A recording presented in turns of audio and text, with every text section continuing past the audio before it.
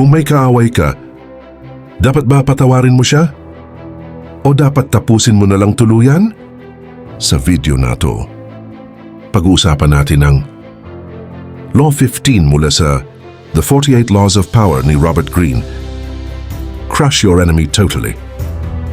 Huwag ka muna mag-react. Pakinggan mo muna kung bakit. Main explanation. Sa librong The 48 Laws of Power, sinabi ni Robert Greene na ang pinakamalaking pagkakamali ay ang hayaang mabuhay ang kaaway mo nang may kaunting pag-asa. Bakit? Kasi habang buhay ang pag-asang yan, hahanap siya ng pagkakataon para gumanti. Kapag hindi mo tuluyang tinapos ang laban, lilikha ka lang ng mas malalang problema sa hinaharap. So, hindi ibig sabihin na literal mong tapusin ang kaaway mo. Ang ibig sabihin nito ay, huwag mong hayaang makabangon ang taong gusto kang pabagsakin. Huwag mong hayaang makakuha siya ng posisyon, koneksyon o impluwensya para makabalik. Alisin mo ang lahat ng kakayahan niyang makasira sa iyo ulit. Mga paalala. Una, hindi ito para sa lahat ng conflict. Kung petty lang o misunderstanding lang, ayos lang ang forgiveness. Pero kung deliberate kang sinabotahe, siniraan o pinagsamantalahan, ibang usapan na yan. Pangalawa, hindi ito tungkol sa pagiging masama. Ito ay self-defense. Kung mabait ka sa maling tao, ikaw ang magiging biktima. Pangatlo, hindi mo kailangan maging obvious. Pwede mong crush ang kaaway sa tahimik na paraan. Huwag bigyan ng resources, sira ng influence niya, o palamigin ang koneksyon.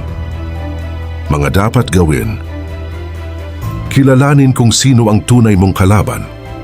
Hindi lahat ng kumukontra sa iyo ay kaaway, pero kapag may taong consistent na gustong pabagsakin ka, huwag mong maliitin. Tanggalin ang leverage niya. Kung may power siya sa team mo, ang social circle mo o negosyo, alisin mo agad. Huwag mong bigyan ng second chance ang traitor, lalo na kung ang betrayal niya ay sinadya at malalim. Control the narrative. Ang reputasyon ay isa sa pinakaimportanting armas sa power. Gamitin mo ito para mapanatiling ikaw ang may upper hand. Personal na karanasan. Si Marco, isang negosyante, pinagkatiwalaan ng kaibigan niyang si Leo na maging co-founder ng online business nila. Pero si Leo, lihim na nangopya ng business model, kumuha ng ilang clients at nagtayo ng sariling brand. Nung nahuli siya ni Marco, humingi ng tawad si Leo. Si Marco dahil mabait, pinatawad pa siya.